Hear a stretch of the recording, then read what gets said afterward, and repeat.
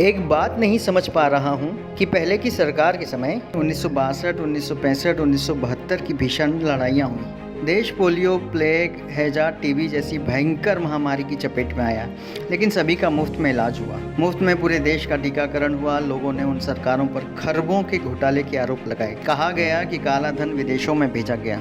कथित भ्रष्टाचार की खूब चर्चा रही। बावजूद इसके देश में बहुत सारे सरकारी कारखाने व कंपनियां खड़ी हुई। सरकारी अस्पताल, सरकारी कॉलेज, सरकारी स्कूल बने। सरकारी नौकरियों में कोई कमी नहीं रही।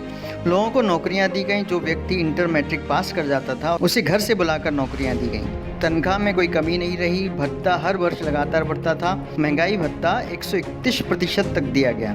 सबसे अधिक वेतन वृद्धि छठे वेतनमान में मिली। सरकारी कर्मचारियों को पेंशन दिया जाता था। देश की जीडीपी 10% से ऊपर थी। आखिर तमाम घोटाले और भ्रष्टाचार से घिरी सरकारें यह सब कैसे कर लेती थी, जो दिव्य महापुरुष की सरकार नहीं कर पा रही है? जबकि वे विदेशों से काला धन वापस ले आए। नोटबंदी से भी देश का काला धन वापस आ गया। जीएसटी से सरकारी खजाना भर गया।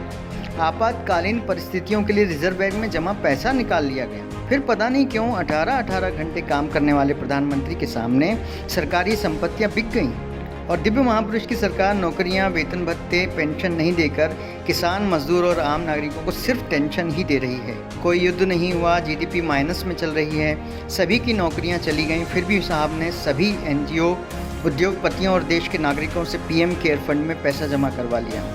उस पैसे से क्या कार्य हुआ, किसी को नहीं पता। देश में बड़ी अजीब स्थिति बनी है। अगर कोई सवाल कर रहा है तो उसको पाकिस्तानी या देशद्रोही बोला जा रहा है। मेरे ख्याल से उन युवाओं को तो अब कम से कम अब जाग जाना चाहिए जो पढ़े लिखे होने का दम्भ भरते हैं।